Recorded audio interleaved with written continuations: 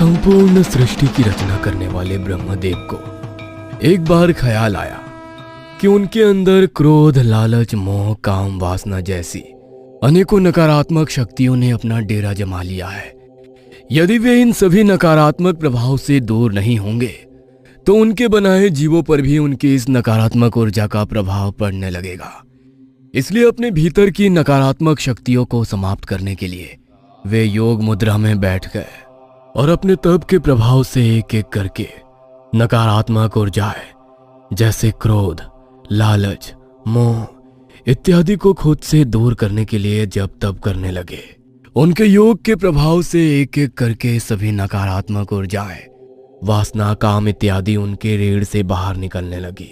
योग निद्रा की अवस्था में ब्रह्मा जी काफी लंबे समय तक लीन रहे और जब उन्हें अपने भीतर सकारात्मक ऊर्जा का एहसास होने लगा तब आनंदित अवस्था में उन्होंने अपने नेत्र खोले तो देखा उनके सामने एक बेहद भयानक डरावना चीज खड़ा हुआ गुर्रा रहा है।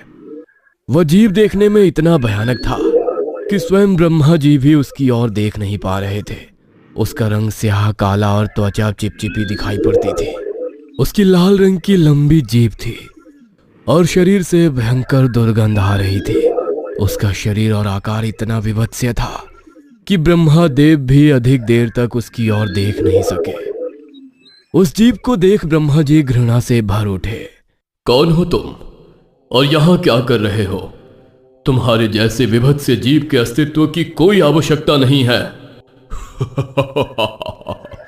मुझे नहीं पहचान पा रहे हो ब्रह्मदेव? मैं आपके ही अंश से बना जीव हूं।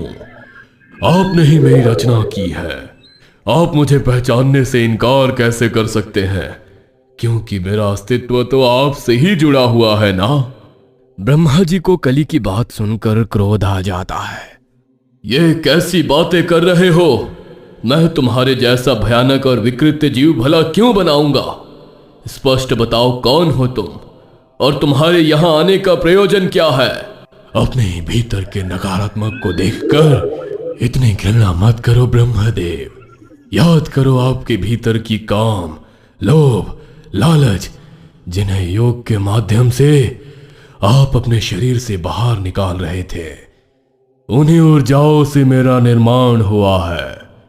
देखो मुझे और एहसास करो भीतर से तुम कितने भयानक और बदसूरत हो। मेरी और 2 पल भी देखना तुम्हें अच्छा नहीं लग रहा ना, किंतु मैं तुम्हारी ही सच्चाई हूं। बलि की बात सुनकर ब्रह्मा जी और भी अधिक क्रोधित हो जाते हैं। तुम्हारे शरीर की तरह तुम्हारा मन और जुबान भी उतना ही गंदा है। स्पष्ट कहो क्या चाहते हो तुम? इस संसार से धर्मा और अच्छाई का विनाश करना चाहता हूं। आप और समस्त देवता मिलकर धर्म को संसार में स्थापित करना चाहते हैं ना। इस धर्म को अधर्म में बदलकर सब कुछ दूषित कर देना चाहता हूं मैं। मुझे नफरत है हर उस मनुष्य से जो ईमानदारी और सादगी से अपना जीवन बिता रहा है।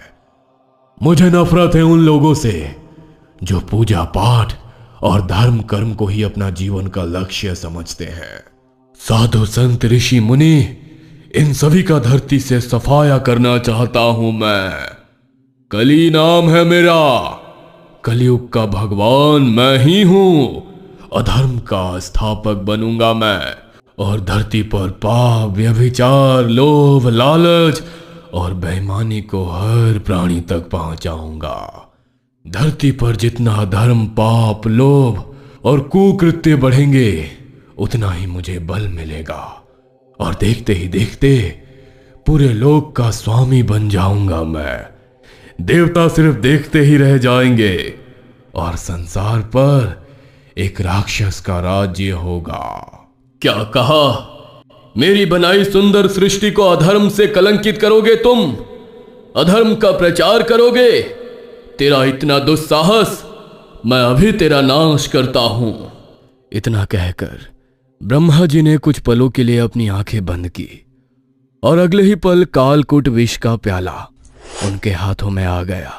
इससे पहले कि कालकूट विष कली को स्पर्श कर पाता, कली वहां से भागकर क्षीर सागर में छिप जाता है। ब्रह्मा जी ने जब देखा कि कली पुरुष क्षीर सागर में जाकर छिप गया है तो उन्होंने कालकूट विष को क्षीर सागर में मिला दिया ताकि उस विष को पीकर कली को मृत्यु हो जाए। किंतु कली बड़ी चालाकी से इस विष से बच गया और वहीं सागर में छुपा रहा। दूसरी ओर देवताओं के महाराज इंद्र को स्वर्ग भ्रमण करते हुए दुर्वासा ऋषि दिखाई देते हैं। दुर्वासा ऋषि के पास उस समय एक पुष्पमाला थी। इंद्रदेव का अभिवादन करने के लिए उन्होंने वो माला इंद्र के गले में पहना दी। मैं स्वर्ग का महाराज देवराज इंद्र हूं और मेरे अभिवादन में दुर्वासा ऋषि ने दिया भी तो क्या, पुष्पों की ये तुच्छ सी माला। मुझे इस माला की कोई आवश्यकता नहीं। घमंड में चूर होकर इंद्रदेव ने वो माला अपने गले से निकालकर अपने हाथी ऐरावत को पहना देते हैं। जैसे ही इंद्रदेव वो माला ऐरावत के गले में डालते हैं, वो उस माला को अपने गले से निकालकर जमीन में गिरा देता है और अपने पैरों के नीचे कुचल देता है। अपने दिए हुए उपहार का ऐसा अपमान देखकर दुर्वासा ऋषि बेहद क्रोधित हो जाते हैं और इस क्रोध में इंद्र को एक श्राप दे देते हैं। मेरा श्राप है कि जिस ऐश्वर्य के अभिमान में तुम मेरा अपमान कर रहे हो वह तुमसे छिन जाएगा। लक्ष्मी तुमसे रूठ जाएगी और तुम्हारे धन बल में भी हानि होगी। तुम्हारे स्वर्ग लोक में त्राही त्राही मचेगी और तब तुम्हें एहसास होगा कि ऋषि के श्राप का क्या अर्थ होता है। दुर्वासा ऋषि के श्राप के कारण देवता कमजोर होने लगे और उनके मान सम्मान और धन में हानि होने लगी, जिसके कारण इंद्र असुरों के साथ हुए युद्ध में हार जाते हैं। पूरे इंद्रलोक में त्राही त्राही मच जाती है। सभी देवतागण अपनी समस्या लेकर भगवान विष्णु के सामने प्रस्तुत होते हैं। ये सब दुर्वासा ऋषि के श्राप का परिणाम है। आप सभी के टूटते बल और यश में होती हानि अब सिर्फ अमृत के सेवन से ही ठीक हो सकती है। किंतु अमृत पाने के लिए सबसे पहले आपको समुद्र मंथन करना होगा। समुद्र मंथन के बाद जो अमृत निकलेगा उसी से आप सभी की शक्तियां वापस आ सकेंगे। भगवान विष्णु से उपाय सुनने के बाद सभी देवता जाकर समुद्र मंथन करने लगते हैं, किंतु उनकी शक्तियां इतनी कम हो चुकी थी कि अकेले समुद्र मंथन कर पाना उनके लिए संभव ही नहीं था। ऐसे में देवताओं ने असुरों के राजा बलि से मदद मांगी। ठीक है, असुर सेना मदद करने के लिए तैयार है, किंतु हमारी एक शर्त है। समुद्र से निकलने वाले अमृत में आधा हिस्सा असुरों को दिया जाएगा। हालांकि इंद्रदेव अमृत को किसी भी हालत में असुरों के साथ बांटना नहीं चाहते थे, किंतु इस समय उनके पास कोई और चारा भी नहीं था। इसलिए ना चाहते हुए भी इंद्रदेव असुरों को अमृत का आधा हिस्सा देने के लिए तैयार हो जाते हैं। देवता और असुरों के बीच सहमति हो जाने के बाद समुद्र मंथन शुरू होता है।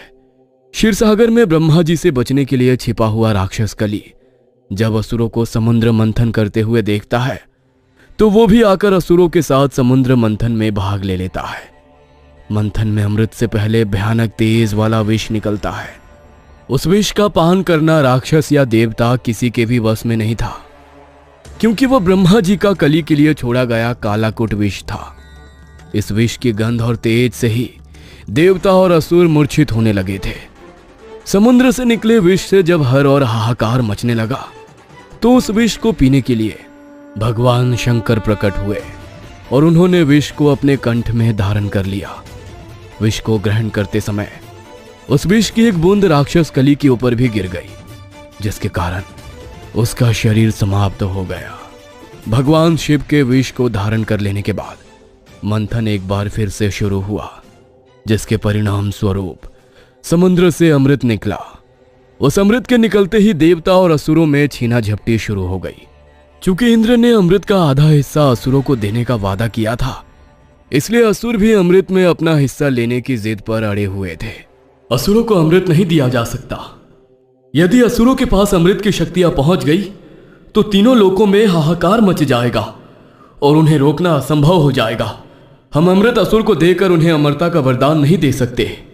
अमृत को असुरों से बचाने के लिए भगवान विष्णु ने एक चाल चली और वो एक मायावी मोहिनी स्त्री का रूप लेकर वहां पर प्रकट हो गए। अपने सामने एक मोहिनी सी स्त्री को देखकर असुरराज बलि उस पर मोहित हो गए। स्त्री के सम्मोहन में वो इस कदर बंध गए थे कि देवताओं के बाद अमृत पीने के लिए तैयार हो गए। देवता और असुर लाइन से अमृत पाने के लिए पंक्ति में बैठ जाते हैं। स्त्री बने हुए विष्णु जी बारी बारी से सभी को अमृत पिलाने लगते हैं और उसी क्षण छल से वो सारा अमृत देवताओं को पिलाकर खत्म कर देते हैं। जिस समय देवता और असुरों के बीच अमृत को लेकर छीना झपटी हो रही थी, उसी छीना झपटी में अमृत की कुछ बूंदें धरती पर गिरी, जिसमें से एक बूंद राक्षस कली के ऊपर भी गिर गई। अमृत के स्पर्श से विष के कारण निर्जीव हो चुका उसका शरीर वापस जीवित हो गया, किंतु वो अपने भौतिक रूप में नहीं आ सका। कली पुरुष जीवित तो अवश्य हो गया था, किंतु अभी उसकी शक्तियां बेहद कम थी। उसे अपना शरीर भी पूरी तरह से वापस नहीं मिल पाया था। इसलिए सतयुग, त्रेता युग और द्वापर युग में कली पृथ्वी के दुर्गम स्थानों पर जाकर छुपा रहा। द्वापर युग में जब भगवान श्री कृष्ण की मृत्यु हो गई, उसके बाद धरती पर कृष्ण जी के पोते राजा परीक्षित का राज तिलक हुआ। भगवान विष्णु के अवतार श्री कृष्ण के स्वर्ग लोक चले जाने के बाद कली पुरुष फिर से सामने आया और इस बार उसने राजा परीक्षित का मार्ग रोक लिया। कौन हो तुम और हमारा मार्ग रोकने का क्या अर्थ है? मैं कली हूं, युगों से धरती पर सही समय आने की प्रतीक्षा कर रहा हूं। आप इस समय हस्तिनापुर के स्वामी हैं। आप अपने राज्य में रहने के लिए मुझे आज्ञा दीजिए। कली का विभत्स स्वरूप देखकर राजा परीक्षित ने उसे अपने राज्य में प्रवेश करने के लिए मना कर दिया, किंतु कली अपने जिद पर अड़ा रहा और उसने राजा परीक्षित से कहा कि जब तक वह उसे अपने राज्य में आने की अनुमति नहीं देते, वो उनके मार्ग से नहीं हटेगा। कली पुरुष के बार बार हट करने पर राजा परीक्षित उसे वैश्यालयों, जुआ घर, मांस मदिरा की दुकानों और सोने के भंडार में रहने की जगह दे देते हैं। राजा परीक्षित की बात सुनकर कली बहुत खुश हुआ। राजा परीक्षित ने कली को अपने राज्य में आने की अनुमति तो दे दी थी, किंतु वो इस बात से अनजान थे कि उन्होंने कितनी बड़ी मुसीबत को दावत दे दी है। कली ने राजा परीक्षित के सोने के मुकुट में घुसकर अपनी जगह बना ली और धीरे धीरे राजा परीक्षित से गलत कार्य कराने लगा। राजा परीक्षित के साथ ही उनके दरबार में उपस्थित बाकी मंत्रीगण भी कली के प्रभाव में आकर गलत कार्य करने लगे और इस प्रकार कली ने द्वापर युग के बाद कलियुग की स्थापना की। तब से लेकर आज तक कली पुरुष धरती पर विराजमान है। वह अभी अपने भौतिक रूप में तो नहीं आया है, परंतु वो अपने शक्तियों से इंसान पर काबू पा सकता है और मनुष्यों को अधिक पाप और अधर्म करने के लिए प्रेरित कर सकता है। जितने भी पाप और गलत कार्य धरती पर बढ़ेंगे, कली पुरुष को उतनी ही शक्ति प्राप्त होगी। जब पाप अपने चरम सीमा पर पहुंच जाएंगे, उस समय कली भौतिक रूप में आ जाएगा और इंसानों पर राज करेगा। पाप के चरम होने और धरती पर एक असुर के राज करने पर भगवान विष्णु के स्वरूप कल्कि का